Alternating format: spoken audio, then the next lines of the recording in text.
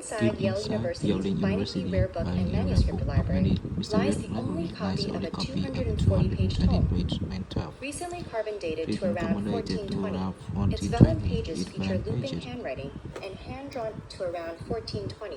Its vellum pages feature looping handwriting and hand-drawn images seemingly stolen from a dream. Real and imaginary plants, floating castles, bathing women, astrology diagrams, zodiac rings, and suns and moons with faces accompany the text. This 24 by 16 centimeter book is called the Voynich manuscript, and it's one of history's biggest unsolved mysteries. The reason why? No one can figure out what it said.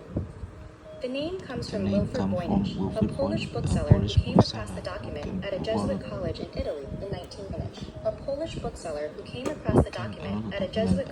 Italy in 1912. He was puzzled. Who wrote it? Where was it made?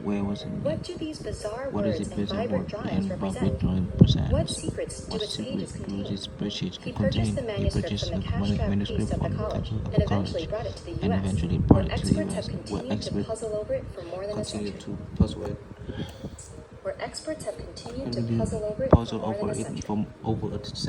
Cryptologists say the writing has all the characteristics of a real language, just one that no one's ever seen before. What makes it seem real is that in actual languages, letters and groups of letters appear with consistent frequency, and the language in the Voynich manuscript has patterns you wouldn't find from a random letter generator.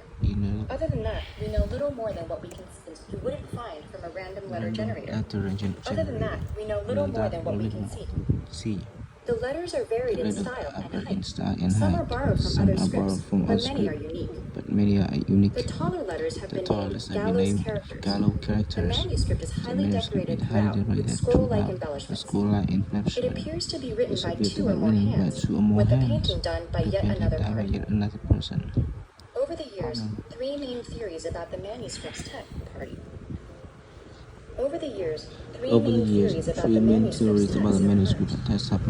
The first is that it's written in cipher, a secret code deliberately designed to hide secret meaning. The second is that the document is a hoax, written in gibberish to make money off a gullible buyer.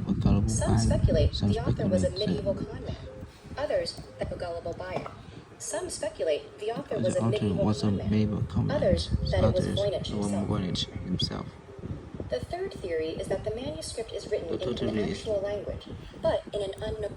The third theory is that the manuscript is written in an actual language, but in an unknown script. Perhaps medieval scholars were attempting to create an alphabet for a language that was spoken, but not yet written. In that case, the Voynich manuscript might be like the Rongo-Rongo script invented on Easter Island.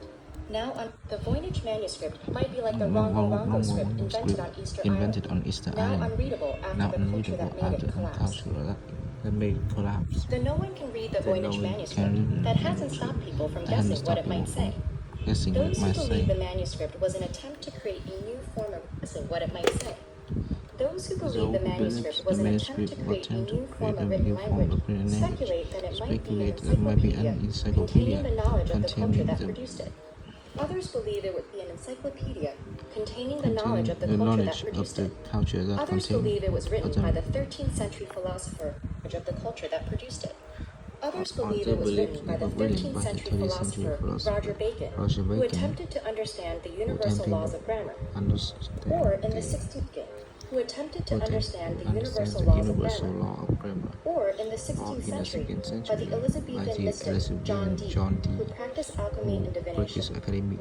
More fringe theories John Dee, who practiced alchemy and divination. More fringe theories hold that the book was written by a coven of Italian witches, or even by Martians. After 100 years of frustration, scientists have recently shed a little light on the mystery. The first breakthrough was the carbon dating. Also, contemporary historians have traced the provenance of the manuscript back through carbon dating. Also, contemporary historians have traced the provenance of the manuscript back through Roman to as early as 1612, when it was perhaps passed from Holy Roman Emperor Rudolf II to his physician Jacobus Sinapius. In addition to these historical breakthroughs, linguistic researchers